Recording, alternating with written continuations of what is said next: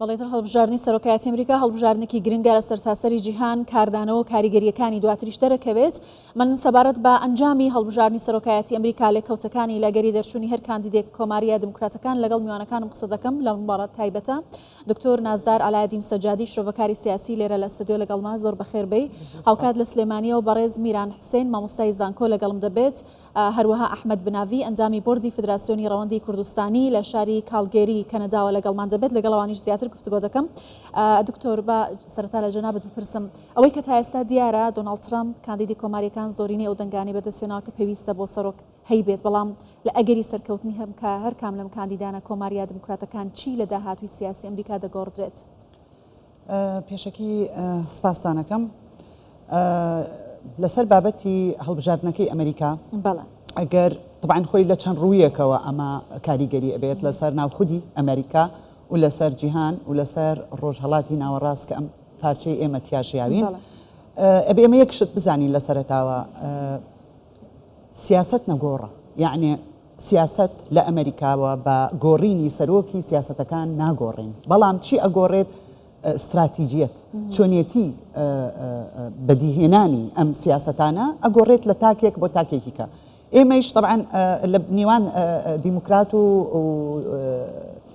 ریپۆبلیک یعنی جمهوریەکان ئەم شەڕی انتخابات شەڕێکی کۆنە لە نێوان هەردووچیانە، هەرکەو بە شێوازێکە. یعنی بۆ نمونە ئێستا سیاسەتی ترامپ سیاسەتێکی دڕە، یعنی سیاسە خەشینەی پێڵێن، لە تەرکیزی زیاتر لەسەر لایانی ئابووریە، تەرکیزی زیاتر ئەگەر بۆ یعنی طبعاً خۆمان نەزانی لە ئەمریکا هەڵاوسانێکی گەورە هەیە، کێشەی ئابووری ناوخودی ئەمریکا هەیە. ئەو بیری لەوە کردوتۆ کە چارەسەری ئەم کێشانە لە دەرەوەی وڵاتی دەتوانێت ئەو بەنسبەت سیاسەتی ناوخۆ ناوخۆ یەک دەرەوە ڕەبتن پەیوەندن بە یەکەوە بەسراونەوە بە یەکەوە. ئەو تەرکیزی ئەگەر بێتە هاتو بێتە سەر حکم زیاتر ئەو شەڕی ئابووری بەهێزەکە.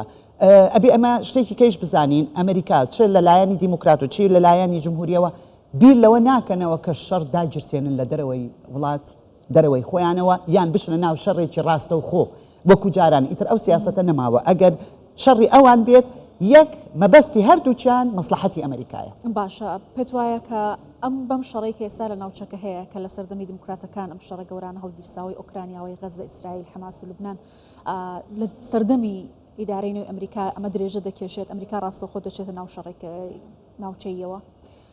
دیسان ئیڵێمەوە شەڕی ڕاستە و خۆ ناچنە ناویەوە، بەڵام بیر و بۆچوونی هەر یەکێکیان بۆ چارەسەری یان بەشداربوون لەو کێشانی لە ڕۆژهەڵاتی ناوەڕاست جیاوازە. وەکو وتم ئەمەیان تۆزێک سیاسەتی دڕە، ئەویکەیان سیاسەتی نەرمە هاری سوادە، سیاسە ناعیمەیە، یەکێکیان لە لووتکەیەوە بۆڕوە بۆ خوارەوە، ئەویکیان لە خوارەوە بۆ سەرەوە. بۆ ئێستا ئەمریکا کامیان پێویستە؟ خەڵکی ئەمریکا کامیان ئەوێ؟ خەڵکی ئەمریکا شەڕی ناوێت، بەڵام خەڵکی ئەمریکا زیاتر مەبەستیان لە داهاتووی خۆیان ژیانێکی ئابووری باش بژین کە نەهێشتنی بێکاری ئیتر یعنی شت هەیە زۆر لە ناو خودی ئەمریکا کە چارەسەر بکرێ، بەڵام سیاسەتی ئەمریکا هەر بۆ ناوەوە نییە. طبعاً بەتەکید ئەوان لە دیعایی انتخابی هەردووچیان هەرکەو باسی ئەو دەستکەوتانە ئەکات کە بیهێنێ لە داهاتوە، بەڵام ئەگەر ملاحەزە بکەی هەردووچیان باسی ئەوەیانە کرد کە ئاشتی بچەسپێنرێت لە ڕۆژهەڵاتی ناوەڕاستە. باشە، ئەم 4 ساڵە دموکراتەکان حکومی ئەمریکایان کردووە، بەڵام ئەمریکیەکان 4 ساڵی ڕابردووتریش دۆناڵد ترامپیان تاقی کردبووە. پێتان وایە ئەم شانسە جارێکی دیکە بە کۆماریەکان و بە ترامپ بدەنەوە کە دەسەڵاتی ئەمریکا بگرێتە دەست؟ زانی چۆن ئەم 4 ساڵەی ترامپ 4 ساڵێکی لاواز بوو، یعنی ترامپ تەسیرێکی زۆر کرد لەسەر دیموکراتیەکان، چونکە یعنی بۆ هەموو کەس ئاشکرا بوو کە کابرا یعنی سەلاحیاتی بڕیاردانی نەبوو و دووش بواری ئابووری ئەمریکای لاواز کردەوە. ئەمەیش زەربەیەکی گەورە بوو بۆ دیموکراتیەکان. ئەوەیش بوو کە ترامپ ئێستا گەرم لە حەزە بکەین ئەو چێبڕچێت ترامپ بەرەو طبعا ناتوانین جارێ سەرەتاییە ژمارەکان، بەڵام وا هەستی پێکەی کە بیدای زۆر کە زەیوت ترامپ لەوانەیە ئەو یعنی نەگاتە ئاستی هاریس. بەس دیموکراتیەکان وەکو جارانین هەرچەند هەوس هەر بەو ڕێگایە ئەڕواکە بایدن پێڕوە، ئەوانیش وەکوتم دووبارەش یەکەمەوە هەردووچان بۆ زۆر خاڵی هاوبەش نێوان هەردووچان هەیە بەڵام ئایا چۆن ئەو شتانە ئەو دەستکەوتانە بەدی دێنن هەرکەوت بە بیر و جیاوازی. دکتۆر نازدار ئەوەی کە بینیمان ئێستا ترەمپ کەمێکی دیکە گوتاری سەرکەوتن پێشکەش دەکات پێت وایە ئەمریکیەکان بۆچی جارێکی دیکە ترەمپیان هەڵبژاردەوە ئایا ئەوان هەمان دروشمی ترەمپ کە گەڕانەوە بۆ خەونی ئەمریکای مەزنە ئەبینن و داوای دەکەن؟ وەکو پێشتر ئاماژەمان پێدا هاوڵاتی ئەمریکی ئەگەڕێ بۆ بەرژەوەندی خۆی تااقەتی شەڕ و کوشتن و هەوەکو هەموو هاوڵاتیەک سەرکەوتنی ترامپ لەبەر ئەوە بوو کە ئیدارەی پێشووی بایدن لاواز بوو تەسیری لە ناو خودی ئەمریکای کرد. طبعا منیش هاوڕام لەگەڵ مامۆستای زانکۆی سلێمانی کە سیاسەتی ترامپ سیاسەتێکی دڕە زیاتر ئەگەڕێت بە دوای شەڕ و ئاژاوە نییە. ئەگەر من باسی ئەوە بکەینەوە دیسان ئەگەرە بینی من سەرەتا باسم کردوتم یەکێکیان لە لووتکەیە دەست پێکە ئەویکیان لە خوارەوە من کە مەبەستم لووتکە چییە؟ ئەو چونکە تۆزێک سیاسەتی دڕە ئەو بانگەشەیەوەی کردووە کە ئەگەر دەست پێ بکە لە چارەسەرکردنی ئاشتی کێشەی ڕۆژهەڵاتی ناوەڕاست ئەبێ بە ئێرانەوە دەست پێ بکەیت بە ئێرانەوە ئینجا ئەڕۆیت چارەسەری غەزە و کێشەی غەزە ئەەکەیتەوە. بەڵام هاریس وای نەوت وتی ئێمە ئەمە ڕۆین ئێمە لە پێشەوە ئاشتی لە ناو بەتایبەت لە ئیسرائیلەوە چارەسەری ئەو شەڕە بکەینەوە ئەبێ کوشتن نەمێنێ و اینجا ئێران نابێ هەروە بەجێ بێڕێت ملاحەزە بکە هەردووچیان وەکو یەکن بەڵام مەبەستەکەیان چییە؟ مەبەستەکان ئەوەیە هەمووی لە بەرژەوەندی ئەمریکا مەسلحەتی ئەمریکا. ترامپ سیاسەتێکی توندی هەیە بەڵام ئامادە بوو لەگەڵ کیم جۆنگ ئۆن دابنیشێت ئەوەی کە سەرۆکەکانی پێشووتری ئەمریکا نەیانتوانی بیکەن و ئامادەیشە لەگەڵ رووسیا دوایش دانیشێت. واتە چییە لێرە؟ مەسلحەتە کابرایەکە اقتصادیە مێشکی بزنسە مێشکی 1 زائد 1 کاتە 2 یعنی هاتنی ترامپ بۆ ئێران بۆ اتحادی ئەوروپی تەرە ئەوە وەکو بڵێ یعنی مەترسەیەکی گەورەیە چونکە ترامپ دژ بە مەسەلەی خۆی نەکدژ لەگەڵ کەمکردنەوەی میزانیەتی بڵێن نەتەوە یەکگرتووەکان بوو لەگەڵ حلفی نەیتۆ کە ئەوەی بەم شێوازە نەمێنێ ئەبێ اتفاقێکی عسکەری بێکرێ لەسەر سین زەریبەی دانابوو گەشت بۆ لە 160 لەسەر هاوردەکانی سێر ئەمانە هەمووی بواری ئابووریە هەمووی مەسائلی ئابووریە مانعیشی نییە پێشبینیشی بۆ کرێ کە لەوانەیە لەگەڵ رووسیا ڕێکەوە ئەوە دژ بەکێ بێ بە کییف بە ئۆکراین ئەگەر هەرس بیباتەوە لەوانەیە هەر دامی حکوومەتی بایدن وەکو پێشتر